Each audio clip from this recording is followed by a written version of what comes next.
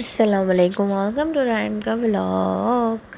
रायम सो रहे थे और मैं कर रही थी रायम को लेकर जाने की कराची से तैयारी। मैंने किया रायम का बैग रेडी, कपड़े निकाले, लेकिन रायम के वो हो गया था सूट टाइट, तो मैंने उसको फिर कोई और ड्रेस बनाया क्योंकि ये वाला में रायम बिल्कुल भी कंफर्टेबल नहीं था। हम पहुंच गए थे कराची से और मैंने साथ अपनी भतीजी को भी लिया था जो मुझे जान से ज़्यादा अजीज़ है और बहुत क्यूट सी, और रायम की इससे बनती भी बहुत है। रायम से अब बहुत हैप्पी रहता है। मैं बहुत टाइम बाद कराची से हो गई थी तो काफ़ी ज़्यादा चेंजिंग्स हो गई थी। बहुत सारी चीज़ें यहाँ पे, एडवेंचर्स थे, ज़िप लाइन थी और कैफ़े थे, यानी बहुत सारी चीज़ें थी। जहाँ तक नज़र चाहिए थी वहाँ कुछ ना कुछ था, लेकिन मैं नहीं जा पाई राहिम की वजह से, क्योंकि राहिम बहुत इरिटेट हो रहा था। और जिनके साथ गए थे उन्होंने बहुत मज़े मज़े के खाने बनाए हुए थे और बहुत यमी यमी टेस्ट था, लेकिन राहिम ने इनमें से भी कुछ नहीं खाया और राहिम बस बोला था मुझे वॉक करवाई।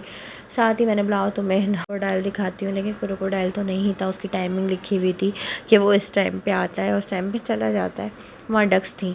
ज़्यादा मैं नहीं घूमी, बस थोड़ी बहुत जगह देखी, ना ज़्यादा एनिमल्स देखे, बस पीकॉक वगैरह। लास्ट में हमने बेयर देखा था। साथ मैंने बोला राहिम, क्योंकि राहिम का मसला ये हो जाता है कि राहिम ना क्राउड से बहुत घबराने लगा है।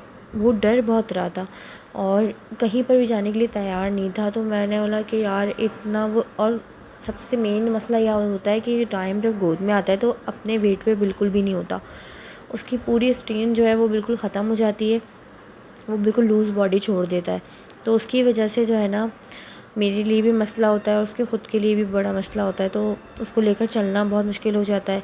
तो मैंने बोला यार सब छोड़ो, मैं ट्रेन में बैठ जाती हूँ, वहाँ से होगा ये थोड़ा, ये घूम भी लेगा और चीज़ें देखेगा। बहुत इसको बहुत मुश्किल से कवर करा मैंने और बहुत मुश्किल से मैं इसको लेकर बैठी थी इस ट्रेन में, क्योंकि ये क्राउड से घबरा रहा था। हम लोग वेडनेसडे को गए थे क्योंकि सब वुमेन का डे होता है ना, तो लेकिन फिर भी इतना रश था, इतना रश था, टू मच क्राउड था। राहिम ये कि फिर थोड़ा सा सेट हो गया था, फिर मैं उसको दिखा रही थी, बताने की कोशिश कर रही थी कि वो थोड़ा समझे, लेकिन बहुत कुछ चीज़ें ऐसी होती हैं क्योंकि उस राहिम का जो है HCP अरेस्टेड है, तो उसमें जो उसकी स्वेलिंग और वाटर है ब्रेन में, उसकी वजह से उसको डेवलपमेंट जो है उसके ब्रेन में बहुत कम है। तो वो बहुत लेट समझने की कोशिश करता है, लेकिन कोशिश करता है। अल्हम्दुलिल्लाह ये है कि कोशिश करता है। मैं रिपीट करती रहती हूँ अगेन एंड अगेन कि वो कभी तो समझेगा। अगर मैं 10 दफ़ा बोलती हूँ तो वो एक दफ़ा में रिपीट कर देता है या रैंडमली वो चीज़ कर देता है।